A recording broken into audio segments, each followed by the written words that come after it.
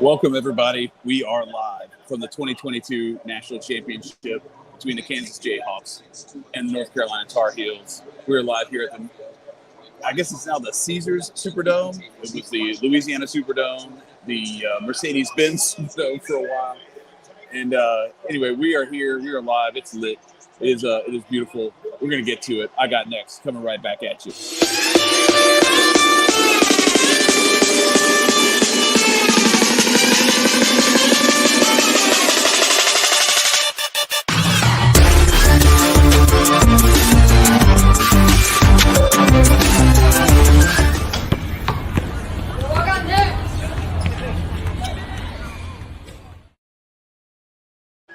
All right, everybody.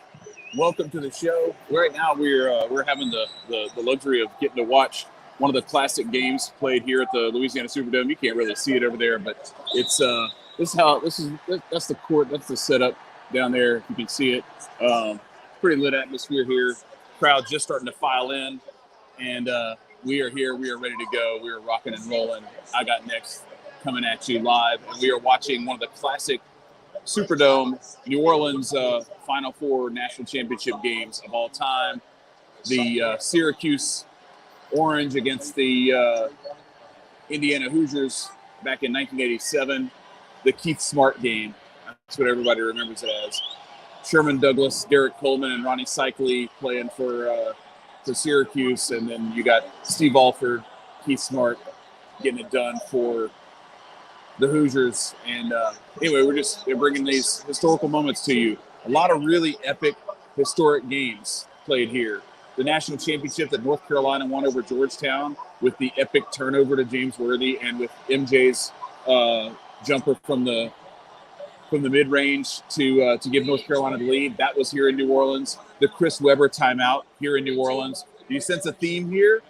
North Carolina with a couple of victories.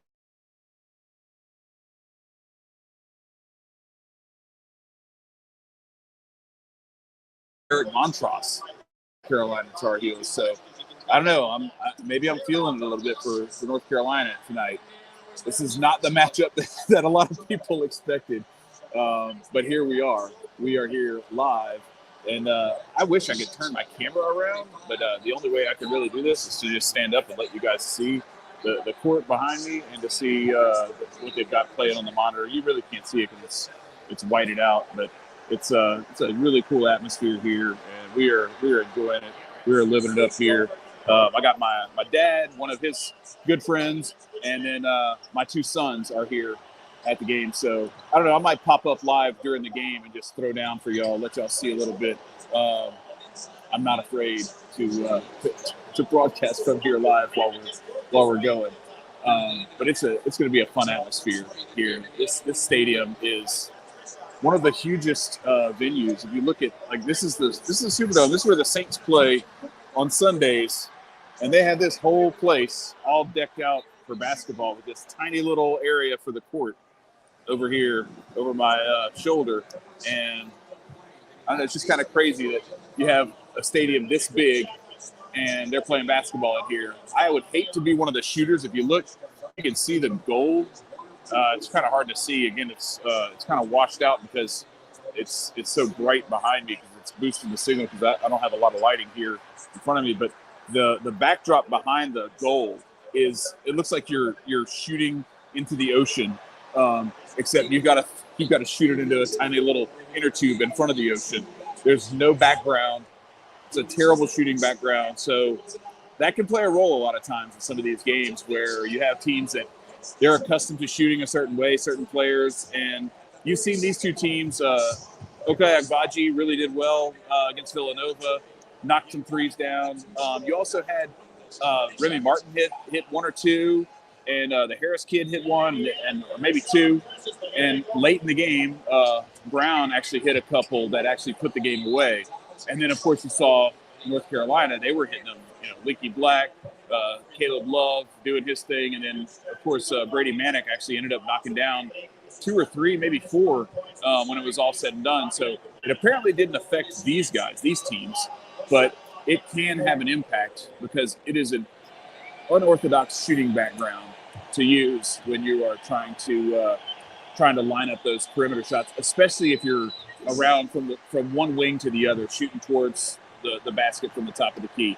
Corner's not so bad, but it's like when you look at the goal from the corner, like there's nothing there. It's weird. It's just weird. But like I said, the two teams that performed the best under those circumstances on Saturday are meeting here in the national championship game to figure out which of these two storied programs is going to take home their next national title. Kansas comes into this as the only number 1 seed. North Carolina as a very unexpected number 8 seed. If you remember, back in mid-February, there were a lot of teams talking about North Carolina like they were not even going to be a part of this tournament. They were on the bubble, big time on the bubble. And here they are, probably playing the best basketball of any team in this tournament. Armando Bacot has been insane. He fouled out with a couple of minutes left Saturday night, and he still had 21 rebounds. Like, it's ridiculous. He only had like 13 points, but he was just cleaning up the glass. So this is going to be a real interesting one. So here we go. This is so we already had the Keith Smart bucket. I talked right through it, and Indiana won the 1987 Thriller.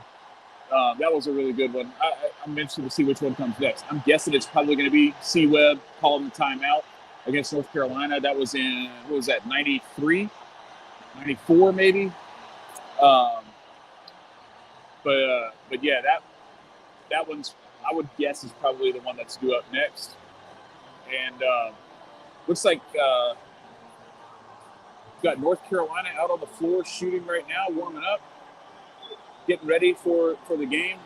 I'll turn the camera around. I don't know if you guys will be able to see or not, but it's kind of hard. Yeah, it's just really hard. I'm going to get out of the way and see if you can see a little bit better if I do that. But anyway, they're over there. North Carolina players are warming up as we speak right now. And so we're back to playing music.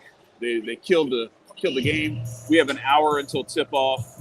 And so I'm planning on popping up again here as we get closer to tip-off and actually letting you guys see a little bit of the action live from here, from this perspective. You got Kansas Jayhawks players walking onto the court now. All the Kansas fans starting to go crazy. So it's coming. Here they are. You see them walking in right there. So it's lit in here. This is going to be a fun matchup. I really think New Orleans has some of the most epic games in the history of the national championship. Some of the best Final Four games. But those national championships have been some epic, down to the wire. Some of the most memorable moments in the history of the NCAA tournament have come from this venue right here. This place has been here forever, and it's not going anywhere anytime soon, I don't think. They've done a lot of upgrades, a lot of renovating. There's still a lot of the old throwbacks from the way that this stadium used to be back in the 70s and 80s when I used to come here as a kid. But it's had some epic moments. And North Carolina has been the winner in a couple of those epic moments. So I'm not saying that's what's going to happen, but I wouldn't be surprised. With that, I'm gonna wrap this one up and let you guys get back to the festivities, and I will pop back up again a little later on and let you guys see what's going on right as we get close to the tip. Y'all have a good one. Let's make this another epic one. I hope it's a great finish. I'm stoked to be here, so I'm gonna bring you guys some of the action so you can feel like you're here too. Peace, y'all. I got next. Out of here.